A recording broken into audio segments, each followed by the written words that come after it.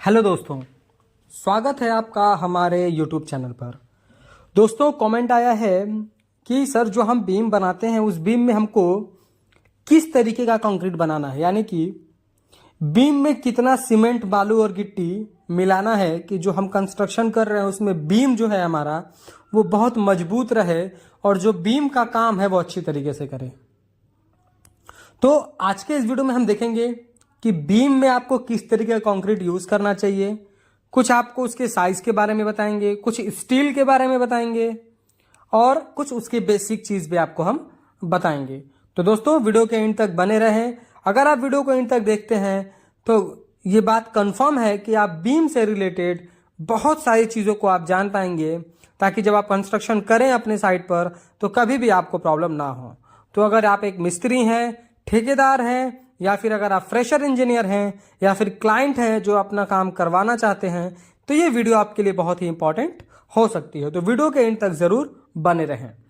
दोस्तों, सबसे पहले हम आपको बताएं कि जो हमारा बीम है, तो बीम हमारा रेसिडेंशियल और कॉमर्शियल, रेसिडेंशियल बिल्डिंग में अलग तरीके के बीम डिजाइन होते हैं और कॉमर्शियल में अलग होते हैं।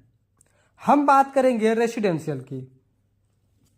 रेसिडेंशियल मतलब कि ऐसा कंस्ट्रक्शन जहां पर आपका एरिया छोटा है, आप अपने पर्सनल रहने के लिए बनवा रहे हैं, तो वहां पर क्या है कि आपका बहुत ज्यादा डेड लोड नहीं होता है, लाइव लोड बहुत ज्यादा नहीं होता है, तो वहां के लिए जो है बीम का साइज जो है अलग होता है। कॉमर्शियल पर्पज के लिए फिर आपको स्ट्रक्चरल कराना चाहिए और उसके लिए जो आपका इंजीनियर है जो आपको बताया वो करना चाहिए।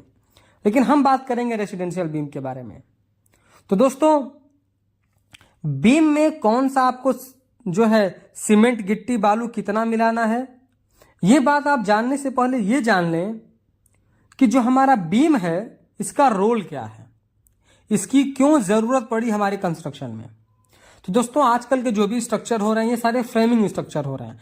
Framing structure in the sense कि ऐसे कंस्ट्रक्शन जिसमें बीम और कॉलम पे ही सारा लोड आना है।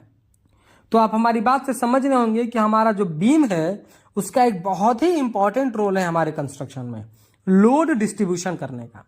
लोड डिस्ट्रीब्यूशन का मतलब कि जो भी लोड हमारे घर पे आ रहा है उस लोड को कैरी करना और फिर उसको फुटिंग तक पहुंचाने में बीम का एक बहुत ही इंपॉर्टेंट रोल है। तो दोस्तों, अब आपके मन में कंफ्यूजन आ रहा होगा कि मैं कौन से बीम के बारे में बात कर रहा हूं, क्योंकि हमारे कंस्ट्रक्शन में 2-3 बीम के नाम तो आपने सुने होंगे और 1-2 मैं आपको आज बता देता हूं। पहला हमारा जो बीम होता है वो होता है हमारा ग्राउंड बीम। ग्राउंड बीम दोस्तों हम जनरली वहां प्रोवाइड करते हैं जहां पर हम अपनी प्लिंथ की हाइट 4 फीट 5 फीट ऊपर करने वाले हैं और हमको वहां पर सॉइल फिलिंग या सैंड फिलिंग करनी है, तो हम अपने बिल्डिंग को प्रॉपर स्टेबिलिटी देने के लिए नीचे ग्राउंड बीम देते हैं। यानी वो बीम जो ग्राउंड पर है उसको ग्राउंड बीम कहते हैं, ग्राउंड लेवल पर है। दूसरा हमारा होता है प्लिंथ बीम, यानी जो प्लिंथ के बाद, जैसे मान लीजिए कि आपने जो प्लॉट अभी परचेज किया है, आपने जिस प्लॉट की रजिस्ट्री कराई है, जहां पर आप काम करना चाहते हैं, जहां आप कंस्ट्रक्शन करना चाहते हैं, वो जो आपका प्लॉट एरिया है वो रोड से 3 फीट डाउन है और आपको फ्यूचर में वाटर लेवल की प्रॉब्लम न आए इसलिए आप रोड से 3 फीट ऊंचा करके बनाएंगे। तो इस तरीके से 6 फीट की हाइट हो गई। और अगर आप बेसमेंट नहीं बनवा रहे हैं तो आप क्या 6 फीट में सॉइल फिलिंग करेंगे या फिर सैंड फिलिंग करेंगे। तो 6 फीट की हाइट में आपको 2 बीम प्रोवाइड करना है। पहला ग्राउंड बीम जो बिल्कुल आपके भूतल पर है, और दूसरा जो रोड से आपने 3 फीट ऊपर किया है, जो हमारी प्लिंथ की हाइट है वो प्लिंथ बीम है।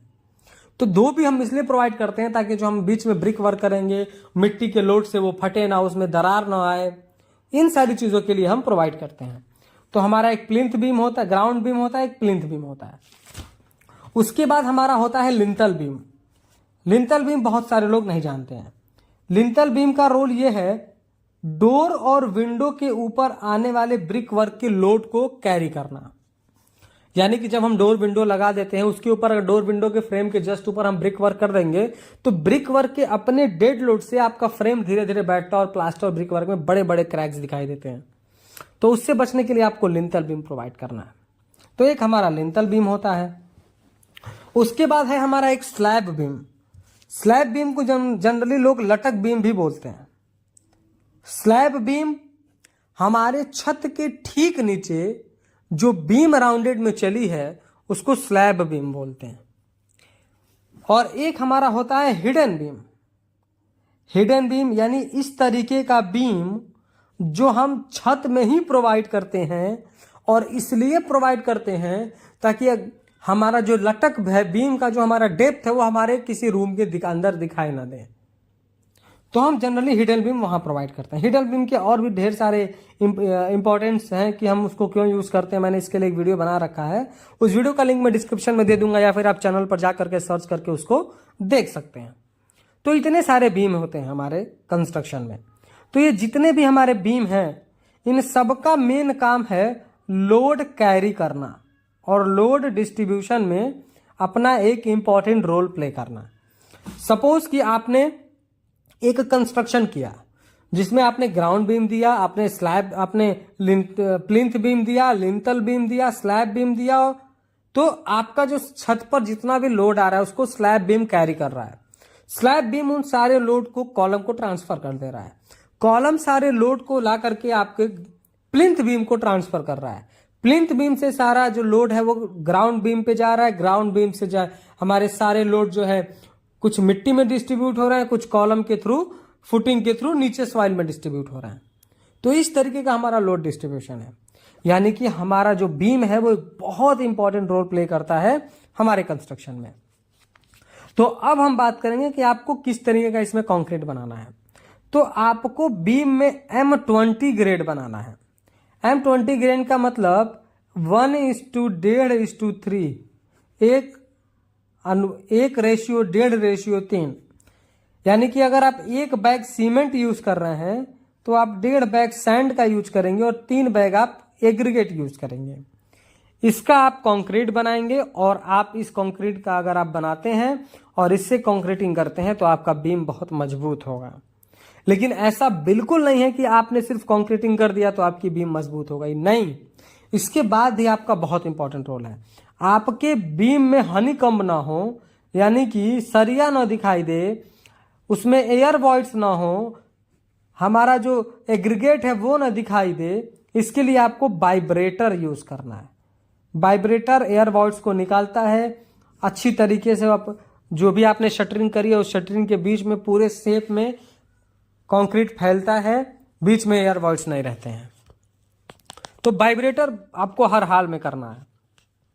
दूसरा, आपको शटरिंग प्रोवाइड करनी है अच्छे से, नहीं तो अगर शटरिंग प्रॉपर नहीं प्रोवाइड होती है तो शटरिंग के बीच में गैप होता है, हमारी सीमेंट की स्लरी बह जाती है, हमारा सीमेंट कमजोर हो जाता है, हमारा कंक्रीट कमजोर हो जाता है। और नहीं तो लोग शटरिंग की जगह पर आप ईंट का यूज कर देते हैं, ईंट से शटरिंग कर देते हैं, और उसके बाद ईंट जो है आपका मॉइस्चर जो है सारा का सारा कंक्रीट का एब्जॉर्ब कर लेता है, आपका कंक्रीट वीक हो जाता है, तो आपका बीम भी कमजोर हो जाता है। तो आपको ऐसे नहीं करना है। आपको जूट की रस्सी लेनी है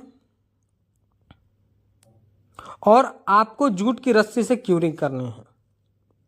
आप वाइब्रेटर यूज करेंगे, अच्छे से शटरिंग लगाएंगे, और जूट की रस्सी यूज करेंगे आप, जूट के बैग बोरे यूज करेंगे आप क्यूरिंग करने में। क्योंकि अगर आप क्यूरिंग सिर्फ पानी ऊपर से मार करके चले जाएंगे, पानी सूख जाएगा, हाइड्रेशन प्रोसेस नहीं होगा अच्छी तरीके से। तो प्रॉपर क्यूरिंग करने के लिए आपको जूट की रस्सी उससे लपेट देनी है, और जूट की रस्सी पे अगर आप पानी डालेंगे तो वो क्या है कि हमारे नमी को बांध के रखता है, नमी को लॉक किए रहता है, तो कुछ देर टाइम तक उसमें मॉइस्चर बरकरार रहता है। तो इसलिए आपको जूट की रस्सी का, जूट के बैग का यूज करना है, और क्यूरिंग आपको 10 से 14 दिन के बीच करनी है। दोस्तों, वीडियो पसंद आया तो प्लीज वीडियो को लाइक कर दें, और अगर चैनल पर नए हैं, कंस्ट्रक्शन से रिलेटेड ऐसे ही इंफॉर्मेटिव वीडियोज इन फ्यूचर देखना चाहते हैं तो प्लीज चैनल को सब्सक्राइब करके बेल नोटिफिकेशन को ऑल पर प्रेस कर दें। Thank you.